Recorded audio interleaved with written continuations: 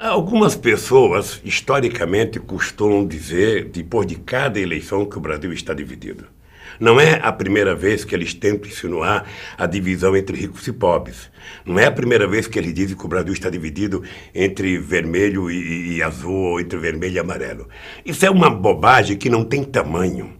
O que há, na verdade, é como uma partida de futebol, num clássico. Palmeiras e Corinthians, Santos e São Paulo, Atlético, Mineiro e Cruzeiro, Flamengo e Vasco. Ou seja, 24 horas depois do jogo ainda tem uma tensão enorme entre as torcidas. Se encontrarem na rua, estão capazes de brigar.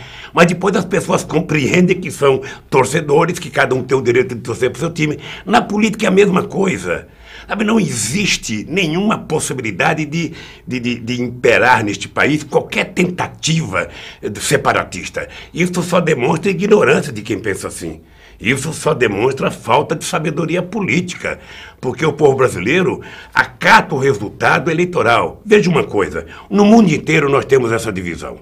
Se você olhar para a França, você tem, sabe, dois grandes partidos que disputam direita e esquerda o poder e tem um monte de partidinho pequeno. Se você olhar para a Alemanha, é a mesma coisa. Se você quiser olhar para a democracia mais importante do planeta, que é os Estados Unidos, é a mesma coisa, é democrata e republicano. Não adianta chorar. Lá, quando os democratas ganham, às vezes perdem o Senado ou perdem a Câmara. Quando os republicanos ganham, às vezes perdem o Senado e a Câmara, e eles convivem tranquilamente. Eles convivem. Tem hora que os republicanos não querem aprovar uma coisa do presidente Obama durante anos, e eles convivem. Só que no Brasil é que algumas pessoas acham que, porque a eleição foi bastante disputada, tem uma divisão no país. Não é possível. Este país é o exemplo mais importante do mundo de país unificado. Um país de 8,5 milhões de quilômetros quadrados. Um país do tamanho imenso, falando a mesma língua, a mesma cultura, os mesmos hábitos, sabe? É uma coisa excepcional.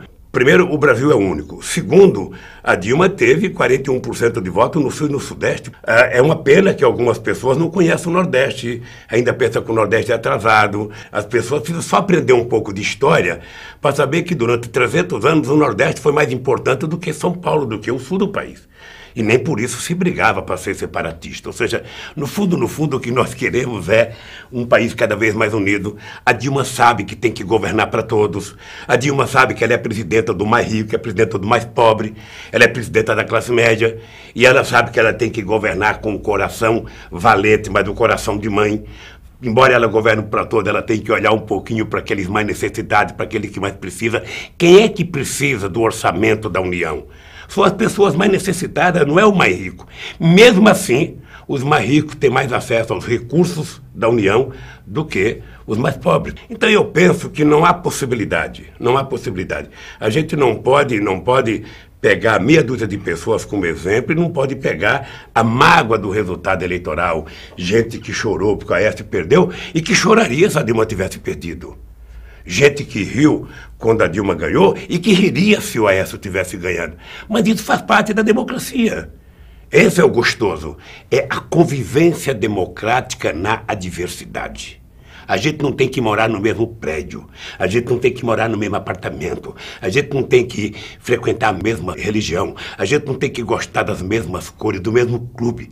Nós temos que ser democrata do jeito que nós somos, do jeito que nós pensamos e do jeito que nós agimos. Apenas uma coisa nos unifica, é respeitar a diversidade política deste país. Aliás, eu vi o pronunciamento do candidato Aécio no dia da apuração, quando ele disse que a presidenta Dilma tem que unir o Brasil. É importante lembrar que não é só a obrigação da Dilma de unir o Brasil. É obrigação dos partidos políticos, é obrigação do candidato que perdeu a eleição, é obrigação dos candidatos que não foram para o segundo turno, é obrigação do movimento social, porque quando esse país der certo, ele dá certo para todo mundo.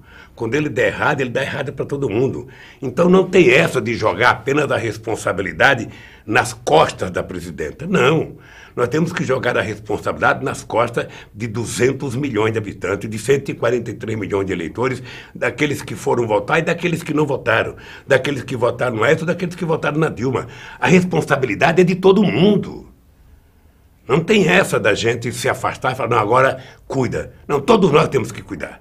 Então eu acho que é o seguinte, democracia é o que aconteceu nesse país. A sociedade se manifestou livremente. E quem está falando com vocês é uma pessoa que perdeu em 1989 uma eleição em que todo mundo sabe o papel nefasto da imprensa contra mim, todo mundo sabe, que perdeu em 94, que perdeu em 98, e cada vez que eu era derrotado, acatava o resultado. Da mesma forma que quando eu ganhei em 2002, 2006, também foi acatado o resultado. Quando a Dilma ganhou em 2010, se acatou o resultado. Então, é o seguinte, vamos parar de falar bobagem e vamos dizer, a democracia venceu.